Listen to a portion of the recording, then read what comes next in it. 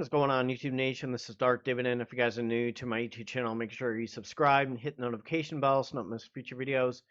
We have the March edition of the best dividend stocks to buy. And by the way, the 5 REITs that I told you that I'm going to be revealing to you, I'm going to individually do starting in March. So I actually threw 1,000 in this pie, and I'm hoping my passive income from TSLY, NVDY, and CONY can help turbocharge that a little bit as well.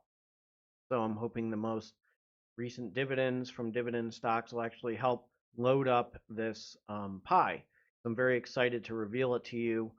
I asked a lot of people who have a lot of knowledge on REITs if they would consider this, what they like about it. So I did a lot of research on them. Obviously, I already gave the hint on one of them with my shorts with best REITs.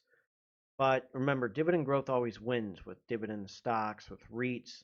You want dividend growth. You want to raise, I want to raise, you want to raise. So I'm going to kind of reveal you some dividend stocks that some of them I don't own, but they're affordable.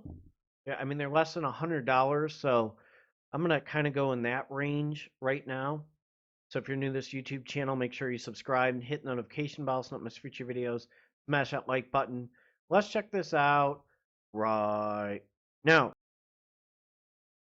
And indeed, it is less than $100. It is sitting at $94.19 Starbucks. I've been buying shares of Starbucks. One point they were beating the S&P. I bought them on really good dips. I'm hoping eventually they will catch up to the S&P again. They have a pretty good stock split history. I'll go over their revenue trends and dividend history. Their PE ratio right now is 25.19. Average volume 9.90 million. Market cap is 106.63 billion US dollars. Year range is 89.21 to 115.48. Day range 93.82, 94.66. And I have like hiccups while I'm drinking my Starbucks coffee right now. And previous closes 94.28. So let's go over some revenue trends and dividend history. And these people protesting Starbucks because Starbucks is against Hamas and terrorism, they're still doing well. So they ain't going anywhere. So annually in millions US dollars, 2014, 16,447, 2015, 9,162, 2016, 21,315, 2017, 22,386, 2018, 24,719, 2019, 26,508, 2020, a little bit of a dip. You can blame the pandemic, 23,518, 2021, 29,060, 2022, 32,250, and 2023, 35,975. So that's a huge increase in revenue from 2014 to 2023. So let's jump to the dividend history. Right here, you can see in 2014, this in 2015, here's when the stock split happened. A good stock split, not reverse stock split. So 2014, 26 cents, 32 cents, and then went to 16 cents in 2015. There's a stock split. 2016, 20 cents, 25 cents, 2017, 30 cents, 36 cents, and then 2019, 41 cents, 2020, 45 cents, 2021, 49 cents, 2022, 53 cents, and 2024, 57 cents. So the dividend growth in 5 years, 9.71%.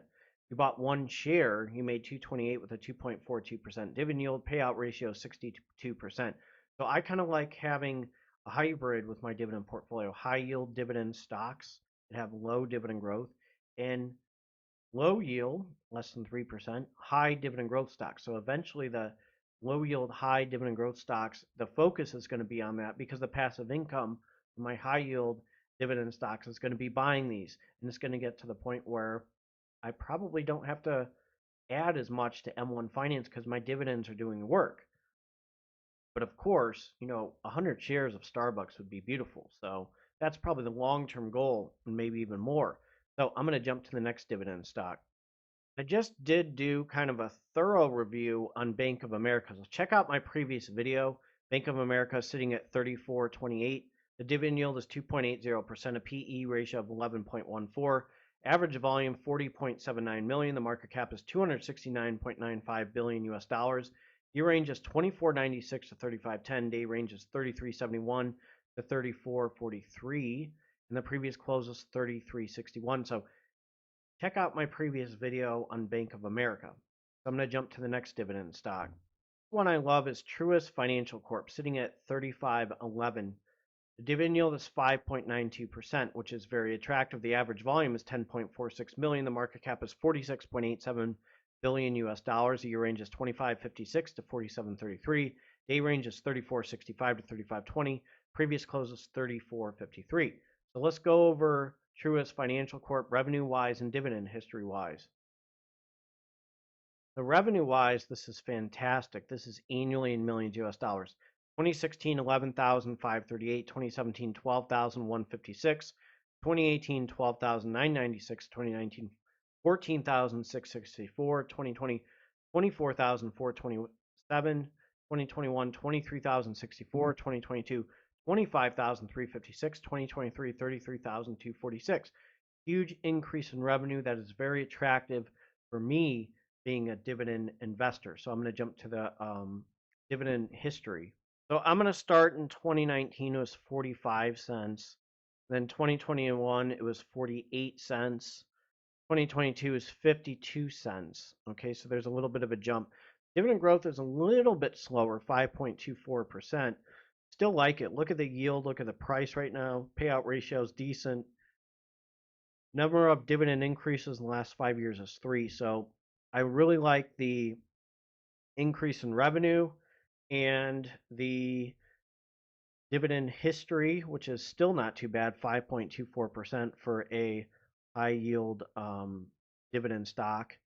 And I'm going to continue to buy. I'm hoping to get to 100 or so shares. I mean, imagine if I get to right around 200, 400 with them. That would be a good goal. I mean, that would be really good passive income, right around 52 cents, times 400 is pretty nice. So, I mean, just thinking about that, I kind of like 400 as a sweet spot with a lot of my dividend stocks. That's really when everything's going to be turbocharged and going crazy. So, let's jump to the next dividend stock. I really love this one for the price, and it's a good bang for a buck right now. Kroger sitting at 48.46, a dividend yield of 2.39%, a PE ratio of 18.86, average volume 4.52 million. The market cap is 34.85 billion US dollars. Year range is 42.10 to 50.36. Day range is 47.35 to 48.45. Previous close is 47.26. So look at the price right now. It is in line with the S&P 500. The revenue trends have been fantastic, and if you saw the previous news on them, the FTC's going right after them with Albertsons. I think it was they're suing them. So you can correct me if I'm wrong, but a little bit. But if this merger happens with Albertsons, watch out. Kroger already, I told you before, I sold Walgreens for Kroger because Kroger has a pharmacy as well. Just like Walgreens, Kroger is busy all the time, and they're a really good franchise. So really like them. I have a pretty decent amount of shares, not to where I'm at 100, because I'm going to show you the revenue trends and dividend history, which makes it very attractive for me. And the revenue is fantastic. This is annually in millions US dollars. So 2017, 115, 2018, 123, 2019, 121, a little bit down, big deal. 2020, 122, 2021, 132, 2022, 137, 2023, 148. So that's a huge increase in revenue, which is very attractive for me. And I'm going to jump to the dividend history. Check out this dividend growth. It's really impressive. So I'm going to start in 2015. It was 11 cents. 2016, it jumped to 12 cents. 2013, it jumped to 13 cents. And then it looks like there's a little bit of a special dividend right here at 46 cents. And then 2019, 14 cents to 16 cents. And then 2020, 18 cents. 2021, 21 cents. 2022, 26 cents. 2023 and 2024, 29 cents. So with the revenue trends, that's beautiful. Their payout ratio is 26% according to Zacks. Number of dividend increases in the last 5 years is 5. Dividend growth in 5 years is 16.54%. So if you bought one share, you made 116 with a 2.45% dividend yield. So I like that. That's very attractive to me. These are dividend stocks that I want to get to 100 plus shares in. And this is kind of my list of my dividend stocks that I own. And I'm making right now, on average, about $1,000 in passive income. My eTrade portfolio, my M1 Finance dividend portfolio, and I really want to get M1 Finance going and going, so I can start buying, so I can have Regions Financial Corp, give me some dividends to buy stocks like Kroger, and my high yielders to buy dividends stocks like other ones. So I think it's going to be a sequence of events that I'm going to have. So starting to get to phase two, and actually with these 5 REITs that I was just discussing, this is kind of like an experiment run before I jump to phase two. And I'll kind of explain phase two after I show you all 5 of the REITs that I have in this pie. And I'm hoping that the passive income I'm earning from dividend stocks and dollar cost average goes in there, because I kind of want to load this one up for a month a little bit and let the dividends do the work for me in the passive income.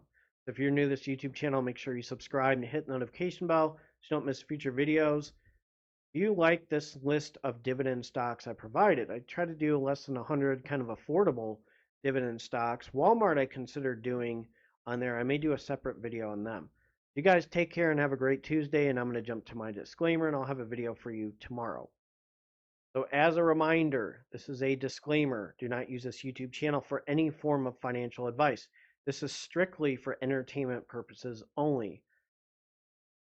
YouTube channel, again, I'm not a financial advisor.